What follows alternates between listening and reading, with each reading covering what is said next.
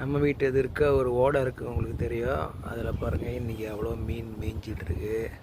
திருக்க போகுது தெரியுதுங்களா? பாருங்கள், திருக்க, ஜிலேபி, மடவை, உழுவைன்னு சொல்லி எப்படி இருக்குது பாருங்கள் மீன். தெரியுதுங்களா? அங்கே பாருங்கள், இப்போ நல்லா தெரியும். அங்கே பாருங்கள்,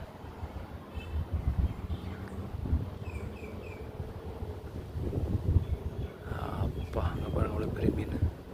இப்போது நம்ம வந்துட்டு தூண்டில் போட்டோன்னா நிறைய வலை மீன் பிடிக்கலாம். இங்கே சீஷல்ஸில் வலை போடக்கூடாது, வலை போடுறது அஃபென்ஸு. ஸோ அதனால் தூண்டிலில் போட்டு நம்ம பிடிச்சிக்கலாம்.